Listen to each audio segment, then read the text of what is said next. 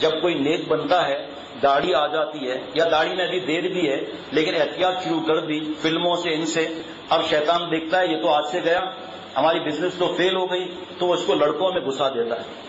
لڑکی کے ساتھ ہمت نہیں ہوگی اس کو، خصوصاً داڑھی والے کو، کہ لڑکی کے ساتھ کیفیٹیریا میں بیٹھا ہوا ہوں، اپنے گھر لے جائے، اس کے گھر جائے، موٹر سائیکل پر بٹھائے، گاڑی میں لے جائے، اس کی ہمت نہیں ہوگی۔ اب شیطان دیکھتا ہے کہ نماز بھی پڑھ رہا ہے، داڑھی بھی ہے، تلاوت بھی کر رہا ہے، اب کیا کرے؟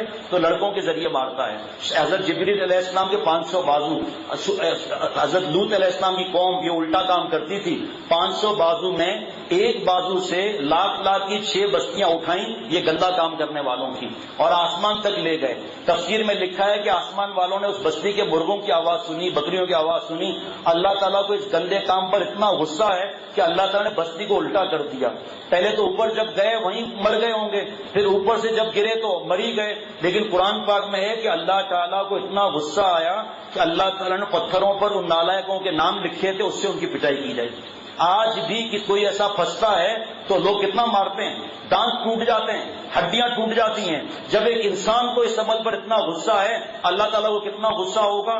جس لڑکے کو دیکھ کر بات کرنے کا دل چاہے، تنہائی کا دل چاہے، گلے لگانے کا دل چاہے، گود میں بٹھانے کا دل چاہے، چومنے کا دل چاہے، تنہائی کا دل چاہے، بکواس کرنے کا دل چاہے، سمجھنے کا خطرہ آ گیا آپ، اس لیے تم سے بھی بچنا ہے۔ اور حضرت امام ابو حنیفہ رحمۃ اللہ علیہ کے بیٹے امام محمد رحمۃ اللہ علیہ حسین تھے، فرمایا فإن ابا علامہ شامی ابن عابدین رحمۃ اللہ علیہ، جس سے پورے دنیا کے لوگ فتویٰ لیتے ہیں، مفتی صاحبان جس کتاب سے مدد لیتے ہیں، فرماتے ہیں فإن ابا حنیفہ رحمہ اللہ تعالی کان یجلس امام محمد فی درسہ خلف ظہرہ مخافۃ عینہ مع کمال تقواہ، اتنا بڑا مسلک کا امام، اور کچھ علماء فرماتے تھے تابعی بھی تھے، ورنہ قرب حضور صلی اللہ علیہ وسلم کا تو ملا ہوا تھا، لیکن سوتےلے بیٹے کو حسن کی وجہ سے سامنے نہیں بٹھاتے تھے، پیچھے بٹھاتے تھے۔ جب دیے کی روشنی میں داڑھی ہلی تو فرمایا محمد تیری داڑھی ہو گئی، سامنے آ جا۔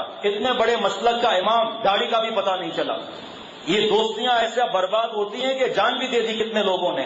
ایک آدمی حرام اس میں مبتلا تھا لڑکے کے، اس کو کہا گیا کہ جو لوٹے میں ہوتا ہے ٹونٹی سے وہ نکلتا ہے، توبہ کر لے، نہیں مانتا تھا۔ موت کا وقت آیا، علامہ ابن قیم جوزی رحمۃ اللہ علیہ فرماتے ہیں اس سے کہا گیا کہ توبہ کر، کلمہ پڑھ لے، تو کہنے لگا کہ رضا کا اشاء الی فؤادی میں رحمت الخالق الجلیل، اے معشوق لڑکے تیرا خوش ہونا نعوذ باللہ اللہ تعالیٰ کی خوشی سے بڑھ کر ہے، کفر کی حالت میں موت آئی۔